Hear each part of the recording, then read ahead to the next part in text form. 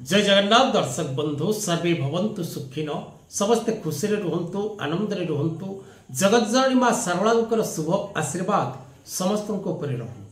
दर्शक बंधु आज कार्यक्रम माध्यम आम आलोचना करवा जुलाई 2025 किपरि रहिबो प्रत्येक मीन राशि मीन लग्न एवं जो मानकर नामर राशि मीन राशि 25 बार 26 बार 27 बार नक्षत्र पूर्वा भाद्रपद उत्तरा भाद्रपद और रेवती नक्षत्र आपण को पई किपरि रहिबो वर्ष 2025 रो जुलाई मास से विषय रे आज रे कार्यक्रम माध्यम रे आमे आलोचना करबा।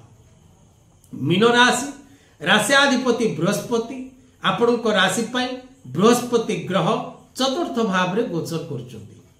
तेणु चतुर्थ भाव बृहस्पति गोचर आपण को राशि पई शुभप्रद नुहे। आपण को राशि रे जन्म शनि एवं शनि ढाइया जहां शनि 7.5 चली एवं जन्म शनि चली कारण मीन राशि रे शनि विद्यमान। तेणु आपण को राशि रो द्वादश भाव रे राहु एवं आपण को राशि रो षष्ठ भाव रे केतु। तेणु षष्ठ भाव रो केतु गोचर आपण को राशि पई शुभ किंतु द्वादश भाव रो राहु गोचर हिसाब रे आपण को पई शुभप्रद नुहे।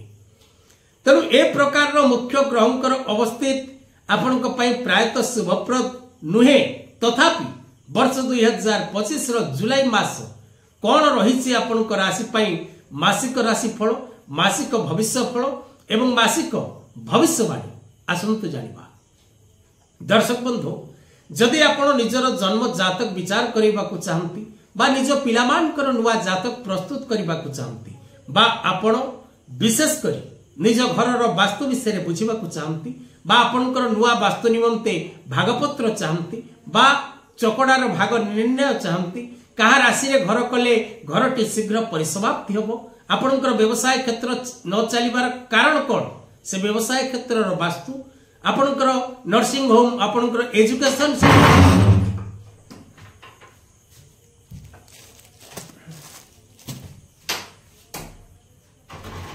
आपणकर नर्सिंग होम आपणकर एजुकेशन सेक्टर आपणकर शॉपिंग मॉल आपणकर फैक्ट्री ए सबु जदि उत्थान पतन दे गति करू थाए तेबे आपण जानिबे जे आपणक बिजनेस क्षेत्र रो वास्तु निश्चित भाव रे ट्रबल अछि बा किछि दोष अछि।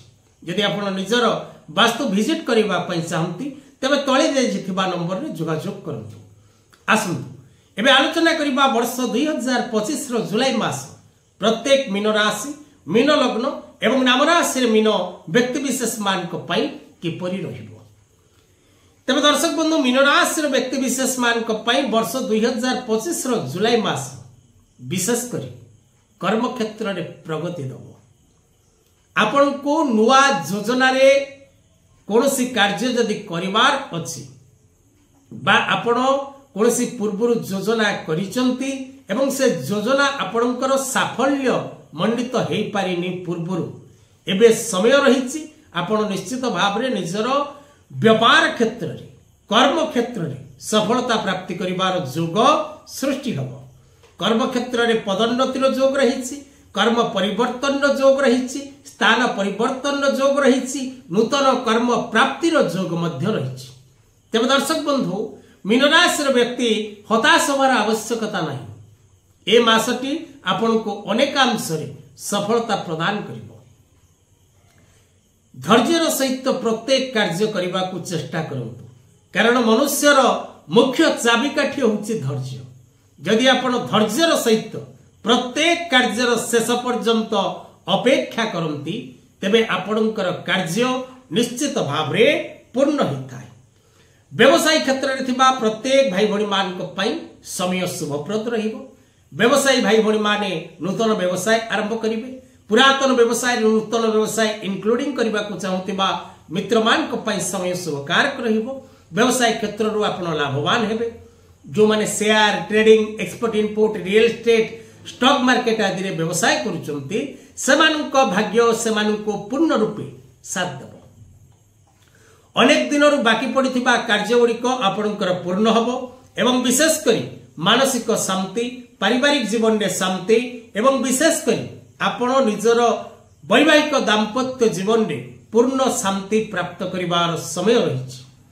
नूतन मित्रलाभ योग रहिछि एवं दूरस्थान परिभ्रमण करिवार योग रही आकस्मिक अर्थ प्राप्ति करिवार योग रही एवं लव रिलेशनशिप फ्रेंडशिप रे जदि कोनोसी द्वंद्व पूर्व सृष्टि होईछि से सबुर मीमांसा हबार समय रही जदि आपणक पाई ए मासटी शुभप्रद रही तेबे आपण चिंतित हबार बिल्कुल आवश्यक नहीं।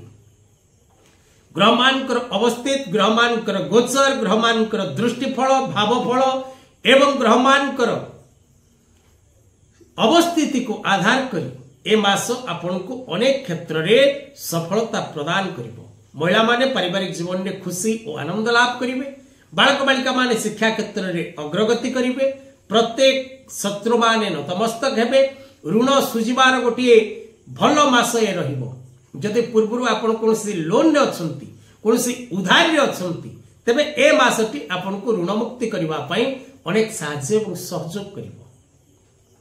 मासटी को सर्वोत्तम करिवा पई प्रत्येक दिन नमः शिवाय मंत्र उच्चारण करंतु।